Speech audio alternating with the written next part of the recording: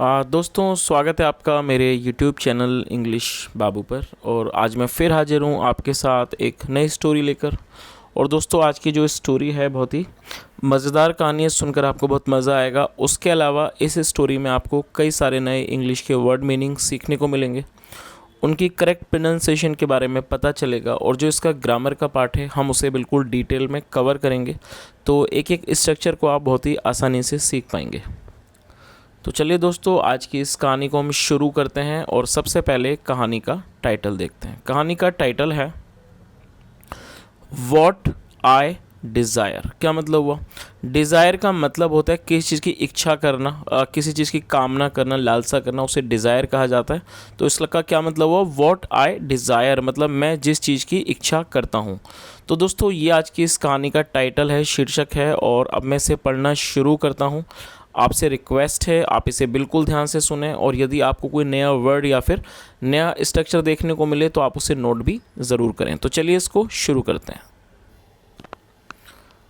Once there lived a foolish miser. क्या मतलब हुआ? दोस्तों आज की जो हमारी स्टोरी है ये पास्ट इंडेफिनिट में है, और जब हम पास्ट इंडेफिनिट में कोई भी अफर्मेटिव का वाक्य बनाते हैं तो वहाँ वर्ब की सेकंड फॉर्म का प्रयोग किया जाता है। तो इस स्टोरी में आपको कई सारी सेकंड फॉर्म देखने को मिलेंगी। वंस मतलब कि एक बार, there lived a foolish miser. Foolish का मतलब होता है मूर्ख, एडजेक्टिव है, और माइजर का मतलब कंजूस, और ये एक नाउन है। तो इस लाइन का क्या मतलब हुआ कि एक बार there lived a foolish miser, एक मूर्ख कंजूस रहा करता था, रहता था। He kept all his money hidden in a large box in a corner of his home. क्या मतलब हुआ?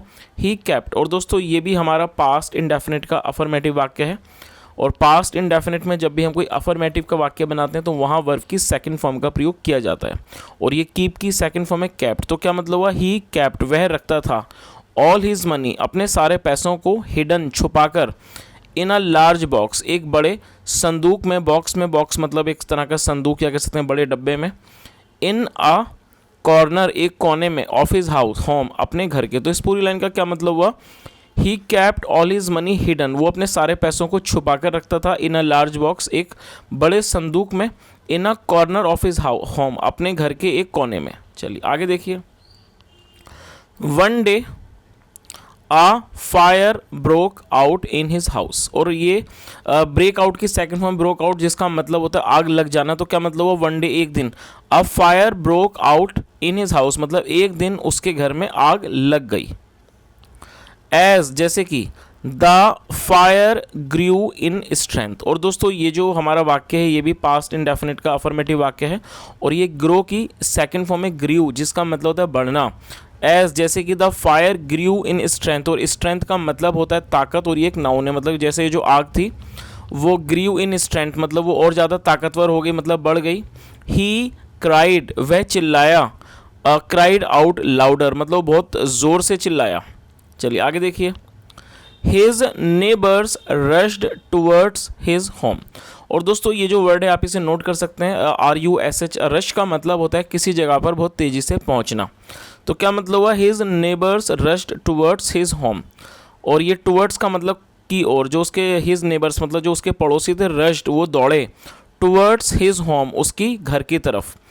Carrying buckets of water, carry का मतलब होता है ढोना, मतलब ढोते हुए, ले जाते हुए, बकेट्स ऑफ वाटर मतलब पानी की बाल्टियों को। तो इस पूरी लाइन का क्या मतलब हुआ?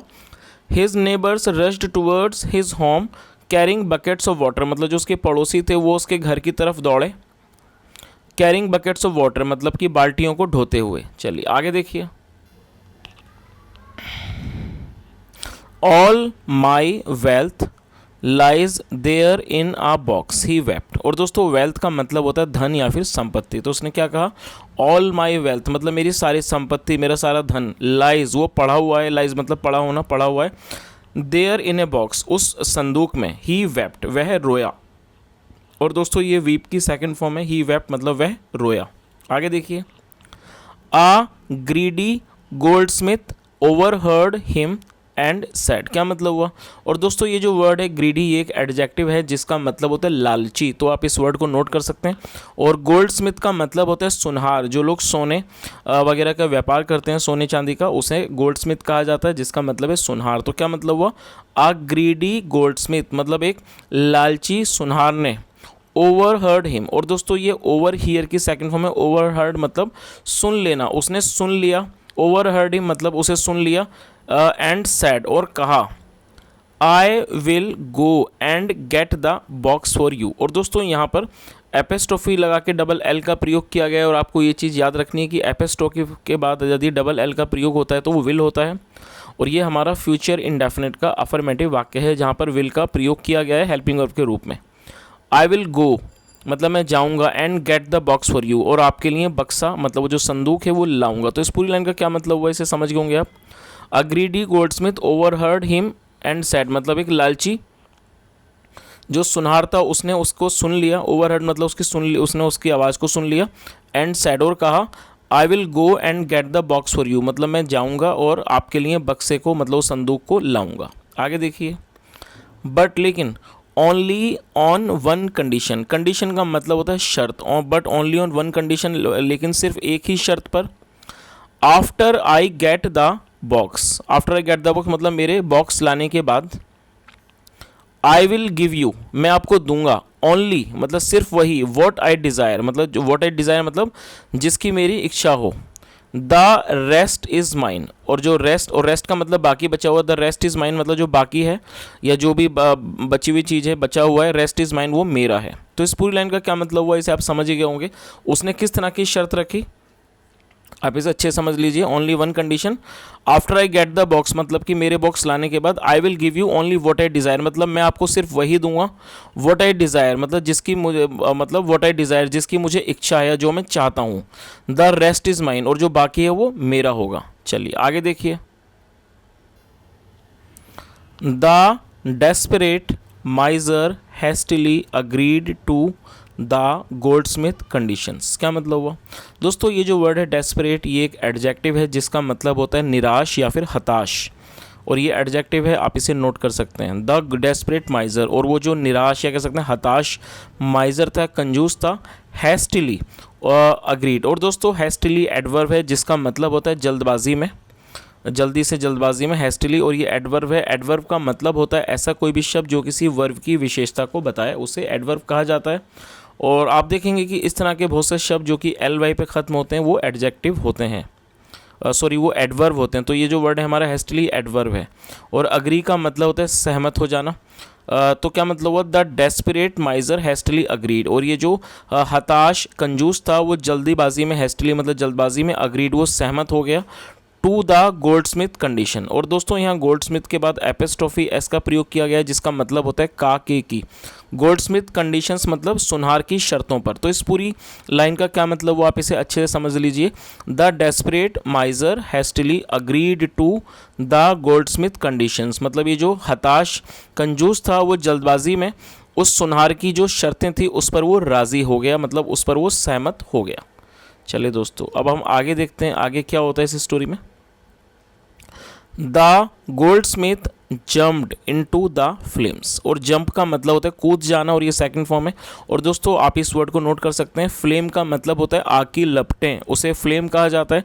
और ये प्लूरल है तो प्लूरल के लिए फ्लेम्स का यूज़ किया गया है। इसका मतलब हुआ लपटें, तो क्या आग की लपटें। तो क्या मतलब हुआ? The Goldsmith jumped into the flames मतलब ये जो सुनहार था जम्प्ड इनटू द फ्लेम्स वो लपटों में मतलब आग की लपटों में कूद गया। सोन जल्दी ही रिटर्न वो लौटा विद द बॉक्स उस संदूक के साथ, उस बक्से के साथ वो लौटा। चलिए आगे देखिए।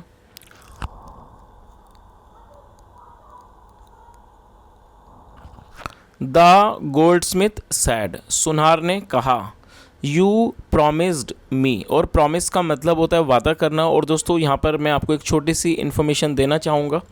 प्रॉमिस वर्ड आपने कई बार सुना होगा प्रॉमिस, और आपको शायद इसका मतलब भी बहुत अच्छे से पता होगा।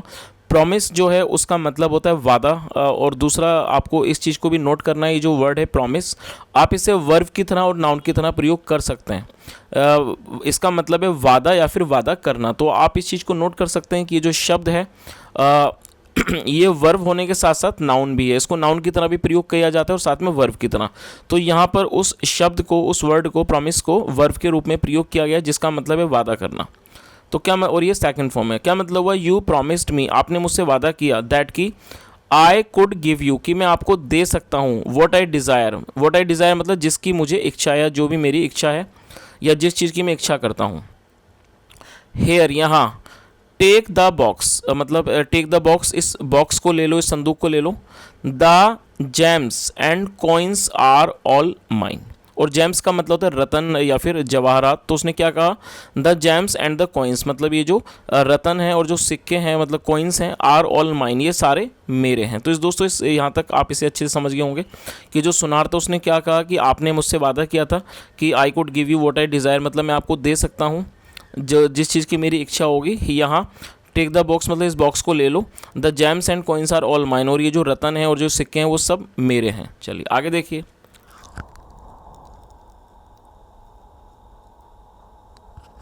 दैट्स अनफेयर, और दोस्तों यहाँ दैट के बाद एपिस्ट्रोफी एस का प्रयोग किया गया है। तो एपिस्ट्रोफी, जब दैट के बाद एपिस्ट्रोफी एस आता है, इसका मतलब होता है दैट इज़, तो इसे शॉर्ट में दैट्स कहा गया है। तो आप ये शॉर्ट में दैट्स है, लेकिन इसका मतलब है दैट इज़। और दोस्तों अनफेयर एडजेक्टिव है, जिसका मतलब होता है अनुचित, गलत। दैट्स अनफेयर, तो उसने कहा दैट्स अनफेयर मतलब ये गलत है या फिर ये अनुचित है।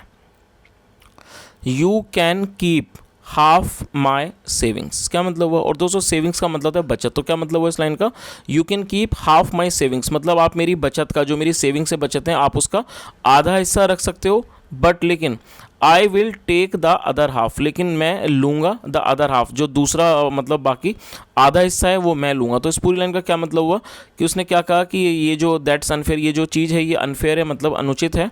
You can keep half and my savings but I will take the other half, मतलब आप मेरी जो सेविंग्स हैं, जो मेरी बचत है, आप उसका आधा हिस्सा रख सकते हो, लेकिन जो बाकी हिस्सा है वो मैं लूँगा। सैड द माइजर, मतलब कंजूस ने कहा। आगे देखिए। बट लेकिन the gold Smith would not listen, लेकिन ये जो गोल्ड स्मिथ सुनार था, वुड नॉट लिसन, वो उसकी बात को नहीं सुनता। दे आर्ग्यूड फॉर सम टाइम, और दोस्तों ये जो वर्ड है आर्ग्यू, ये भी वर्ब के रूप में प्रयोग किया गया और सेकंड फॉर्म है, जिसका मतलब होता है बहस करना। दे आर्ग्यूड, और दोस्तों आप इस वर्ड को नोट कर सकते हैं, दे का मतलब होता है वे या फिर वे लोग।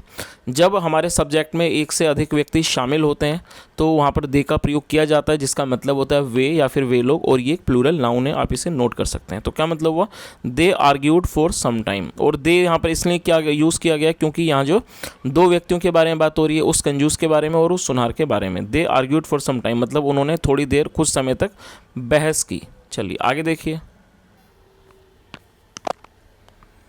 देन फिर the miser and the goldsmith decided to go to Birbal for justice, क्या मतलब हुआ, देन मतलब फिर the miser and the goldsmith मतलब फिर जो कंजूस था, एंड द गोल्डस्मिथ और जो सुनहार था, decided to go to the Birbal for justice. और दोस्तों इस वाक्य के मैं बारे में आपको थोड़ा सा इन्फो बताना चाहूँगा।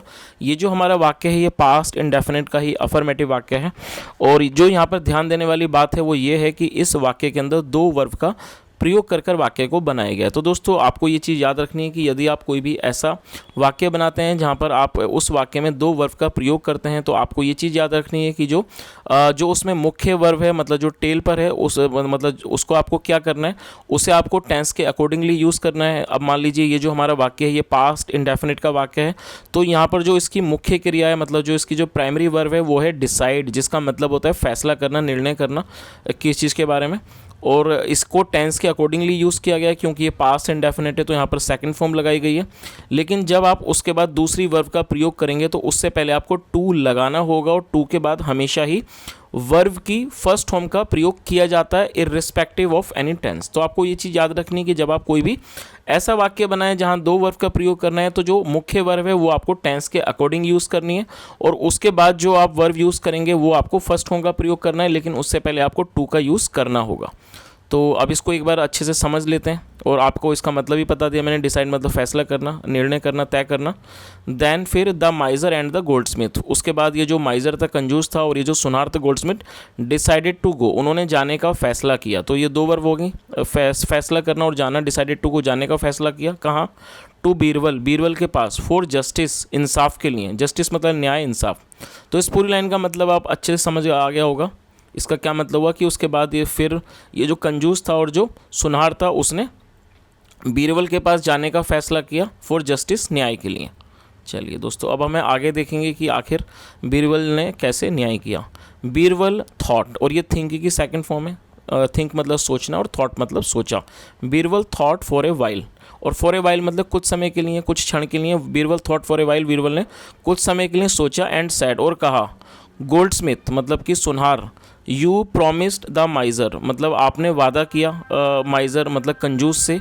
वॉट यू डिज़ायर मतलब जो भी आपकी इच्छा है। What you desire, what do you desire आपकी क्या इच्छा है। और दोस्तों ये जो हमारा वाक्य है व्हाट डू यू डिज़ायर, ये प्रेजेंट इंडेफिनिट का इंट्रोगेटिव वाक्य है। जब आप प्रेजेंट इंडेफिनिट में कोई भी इंट्रोगेटिव वाक्य बनाते हैं तो वहाँ पर डू का प्रयोग किया जाता है हेल्पिंग वर्ब के रूप में, उसके बाद सब्जेक्ट लगाया जाता है, फिर वर्ब की फर्स्ट फॉर्म। और यदि आपको उसमें इंट्रोगेटिव वर्ड का यूज़ करना है तो उसको सबसे आगे लिखना होता है। तो क्या मतलब व्हाट डू यू डिज़ायर मतलब आपकी क्या इच्छा है या फिर आप क्या चाहते हो। व्हाट डू यू डिज़ायर मतलब आपकी क्या इच्छा है। आस्क्ड बीरबल, बीरबल ने पूछा। केयरफुली मतलब बड़े ध्यान से। चलिए आगे देखिए। The gems and the coins मतलब कि रतन और सिक्के।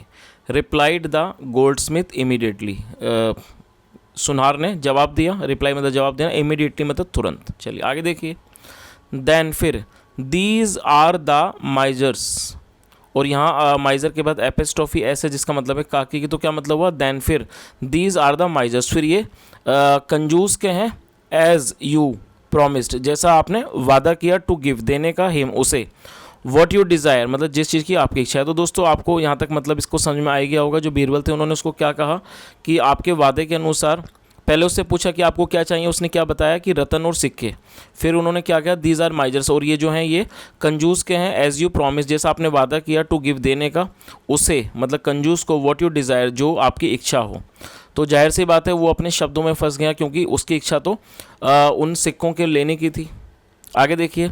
सैड बीरबल, बीरबल ने कहा। रियलाइजिंग, रियलाइज का मतलब होता है कि चीज़ का एहसास होना, बोध होना। रियलाइजिंग मतलब इस चीज़ का एहसास होते हुए, दैट की ही हैड बीन ट्रिक्ड। और दोस्तों ये जो हमारा वाक्य है ही हैड बीन ट्रिक्ड, ये हमारा पास्ट परफेक्ट का पैसिव वॉइस का वाक्य है। जब आप पास्ट परफेक्ट में कोई भी पैसिव वॉइस का वाक्य बनाते हैं तो वहाँ पर हैड बीन के साथ थर्ड फॉर्म का प्रयोग किया जाता है। और ट्रिक्ड का मतलब होता है किसी को बेवकूफ़ बनाना, किसी के साथ चालबाजी करना। तो क्या मतलब हुआ, realising that he had been tricked मतलब इस चीज़ को महसूस करते हुए, that he had been tricked की उसके साथ ट्रिक की गई है, मतलब उसके साथ चालबाजी की गई है, उसको मतलब उसके साथ ट्रिक की गई है। The goldsmith returned everything to the miser, goldsmith का मतलब सुनार, ये जो सुनार था रिटर्नड उसने लौटा दिया, एवरीथिंग सब कुछ लौटा दिया, टू द माइजर कंजूस को। तो दोस्तों इस तरह से ये आज की एक बहुत छोटी सी कहानी थी और मैं उम्मीद करता हूँ कि कहानी अच्छी लगी होगी। और मैंने पूरी कोशिश की है यहाँ पर आपको हर वर्ड की मीनिंग समझाने की, साथ में ग्रामर को भी एक्सप्लेन करने की। यदि आपको आज की कहानी अच्छी लगी और मेरा पढ़ाने का प्रयास भी आपको अच्छा लगा हो तो आपसे रिक्वेस्ट है वीडियो को ज़रूर लाइक करें, शेयर करें, चैनल को सब्सक्राइब करें, कमेंट करके ज़रूर बताएं यदि कोई सुझाव हो। और दोस्तों यदि आपने आज की कहानी में कोई नया वर्ड सीखा हो वो भी बताएं। और दोस्तों यदि आप इस कहानी का कोई मॉरल सजेस्ट करना चाहें तो आपका बहुत ही स्वागत है। सुनने के लिए thank you so much. Have a nice day and bye.